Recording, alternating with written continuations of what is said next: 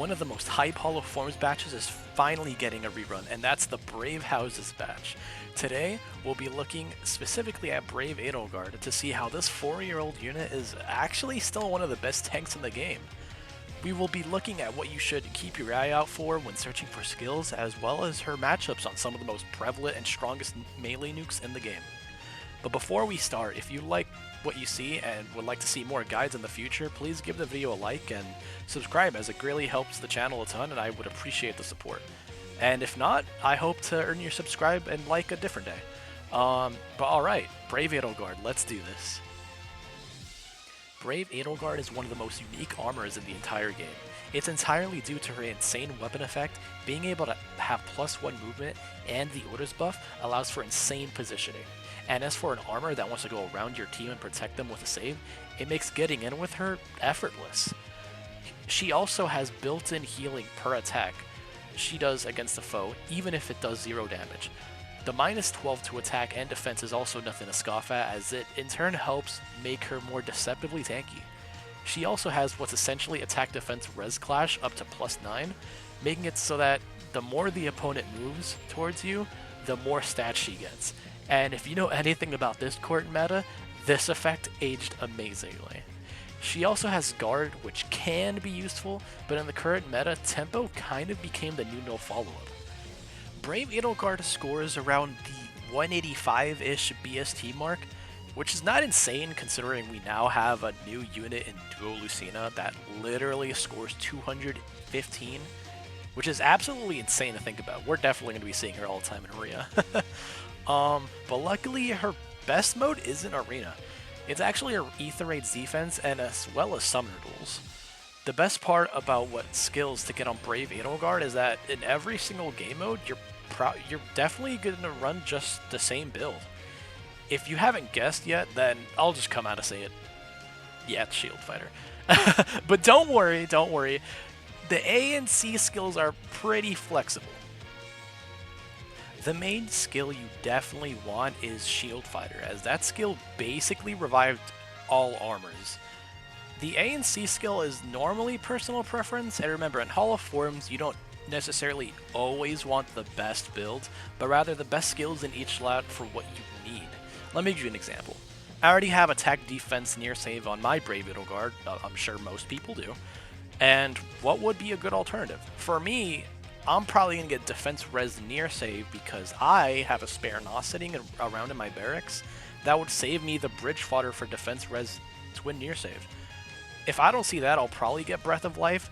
That way, so when I put her into Sorin Ball, she could get more healing herself as well as just give the entire team healing. It all depends on what you already have in your barracks and what your team composition looks like. However, I'll mostly just be showing off one build, as I think it's the most flexible on all team comps, as well as the most consistent and what I personally think is the best build for her. Alright, first up, let's discuss her assist and special skill. Assist skill should be any dual rally or a rally up or even a harsh command. Honestly, it's personally up to you. I like harsh command because I feel like it does more, and you know, getting visible stat buffs is pretty easy nowadays. Even in Arena, I'd much rather prefer harsh command. Armored Blaze is almost a must-have, as this unit is mainly a near save. I know it doesn't work well with Shield Fighter, but again, that's not the point. You're spending a Forma and on this unit, and you want to maximize as much value on a Forma as you possibly can. Obviously, when you pick up this Forma, you're going to want to use Shield Fighter with Pappas. Next, we're going to talk about the A slot, Earth Fire Boost. I know it must seem weird, considering how now she'll have 2 effects that grants her guard, but this skill gives her a lot of stats that she really needs for surviving, like 5 HP as well as the attack defense +5, not +5, +7, but again, tempo is basically the new no follow-up at the moment, so she won't even be getting guard often.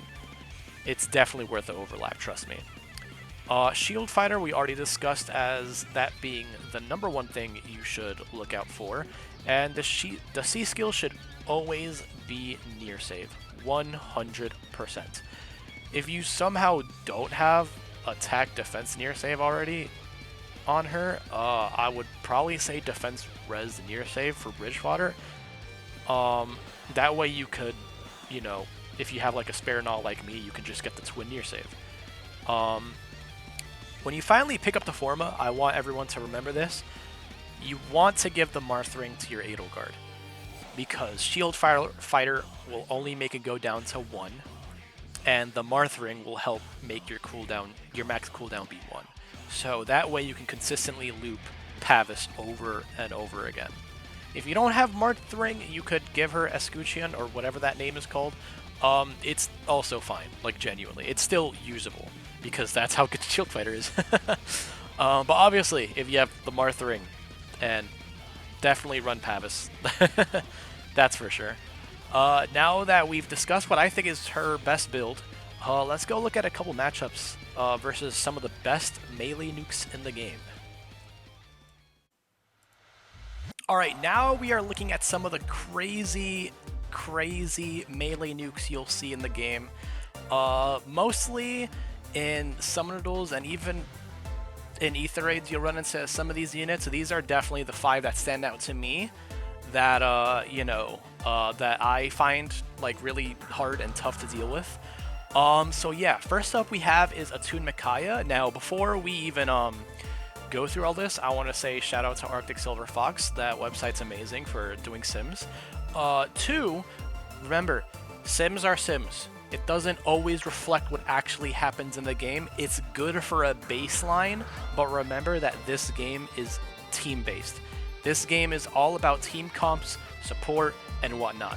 So keep that in mind. What'll happen here may or may not always be what you'll encounter in a real match, you know? I will say some of these units are harder to support, so, you know, the sims might actually, you know, be more accurate than, you know, what would normally go on in like a match. Or like at least it'll show you what to expect in a real match, like on the baseline, remember that? So first up we have Tamara. Also, I want to say I really tried giving the enemies the benefit of the doubt.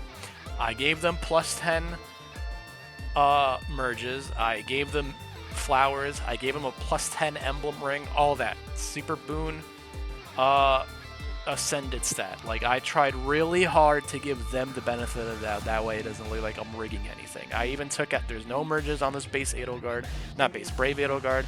There's no asset or anything. All we have is Summoner Support, Marth Ring, and Max Dragon Flowers. That's all I gave them. That way it's like, you know, I'm not trying to like have like an agenda be like, you know. But yeah, so Tamara, believe it or not, this build, with this near save build, she lives. And she actually does decent damage versus this Tamara. Which is really good, really good. Remember, the whole point of a save is to, again, survive and protect the team. If as long as they survive, they've done their job. You don't need, I mean, obviously it will help if they were to retaliate and kill them, but their main purpose is to just protect the team, because you don't always need them to get the kill for you, you know? Obviously, if they can, that's great, but normally in an actual match, you would have someone else pick off the unit that's trying to hard oppress you. So she actually does really, really well. Yeah, bring her down to 37 HP, while she still has 65, and what her max is 69. Nice. So that's really nice. So that's the Tamara matchup. Next is Halloween Asker. Halloween Asker, oh, I just realized I didn't even give him his buffs. Let me do that real quick. That'll probably change it. Remember, everyone has their good and bad matchups. You know, it happens. And, yeah. So let's see how well Edelgard does. I haven't checked now that I've actually given him his stats. Okay, again, she lives. She doesn't take that much damage, and Asker is initiating. Just curious, I wonder how better she'll do if she initiates. I doubt it'll do anything. Oh, okay, I mean, yeah. I mean, I give her a near save build, so obviously that wouldn't have done anything. But, yeah, that's also really, really good. Asker is a unit that I think a lot of people slept on, so seeing that happen is really, really great. Next is Jimbro. Jimbro is also another unit that a lot of people have slept on. I'm also guilty of this. Yeah, mostly because he debuted with 𝔢𝔢𝔢𝔢, so it's like, you know, 𝔢𝔢𝔢𝔢 is like what, a damn near, like, if not damn near, is like top 3 or 5 unit in the game. So, like, you know, obviously it only makes sense that we slept on this unit a little bit, but I'm glad that he's, you know, here to prove us all wrong, be like, yo, I'm still hot shit too, you know? So, yeah, let's check the results and see how she fares up. Okay, again, she lives. That's the most important thing. I don't think she's done. Yeah, she didn't do any damage back to him. But you know what? That's okay. Again, you want to protect your team. There's a lot of, you know, because of Fjorm and Shield Fighter in general, it's been very hard to have like a pretty decent like range nuke unless you're like Micaiah or like the new duo Lucina.